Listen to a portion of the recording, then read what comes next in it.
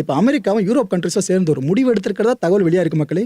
இது இன்னும் உறுதிப்படுத்தப்படலை. பட் இந்த தகவல் உறுதி ஆயிடுச்சுன்னா யுக்ரைன் போர் சீக்கிரமாக முடிவடைஞ்சிடும் அர்த்தம்.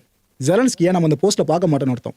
என்ன தெரியுமா, இப்போ சமீபத்தில் யுக்ரைனோட சீஃப் ஆஃப் ஸ்டாஃப் இருக்கார்ல, அவரை ரிசைன் பண்ணிட்டார். ஏதோ ஜெலன்ஸ்கி சார்ந்த அதிருப்தி ஏதோ சொல்லிட்டு ரிசைன் பண்ணிட்டாப்ல. இதுக்கப்புறம் தான் இந்த பிளானை இனிஷியேட் பண்ணியிருக்காங்க அமெரிக்காவும் யூரோப்பும். ஜெலன்ஸ்கிக்கு ரீப்ளேஸ்மெண்ட் வந்து எப்படிங்க இருக்கும்? இப்போ ஜெலன்ஸ்கி விடாப்பிடியாக நிற்கிறார்ல, போர் கொண்டு போயிட்டு இருக்காங்களே, அவருக்கு பதிலாக ஒருத்தர் இருந்தாங்கன்னா இதே முடிவு எடுத்துட்டு இருப்பாங்களா என்ன? இது அமெரிக்காவும் யூரோப்பை யோசிக்க ஆரம்பிச்சிருச்சு. ஸோ ஜெலன்ஸ்கியோட வலது கை ஒருத்தர், ரைட் ஹேண்டு, அவர் அந்த போஸ்ட்டு கொண்டு வந்தால் எப்படி இருக்கும் அப்படின்னு யோசிக்கிறாங்களாம். அவர் பேர் ரோஸ்டவ் ஒமெரோவ். ஸ்க்ரீனில் தெரியுறாருல, இந்த பர்சன் தான் ஜெலன்ஸ்கியோட தீவிர விசுவாசி.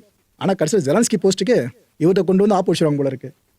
ஒருவேளை தலைமை மாற்றம் இதுக்கப்புறம் ஏற்படுது அப்படின்ற பட்சத்தில் ஜெலன்ஸ்கி பார்த்துட்டு இருந்த வேலைகள் எல்லாத்தையும் லீடர்ஷிப் ரெஸ்பான்சிபிலிட்டிஸை இவர் தான் எடுத்துப்பாராம்.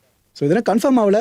இந்த சக்சஷன் பிளானு கன்ஃபார்ம் ஆயிடுச்சுன்னா இவர் தான் நம்ம அந்த இடத்துல வச்சு பார்ப்போம்.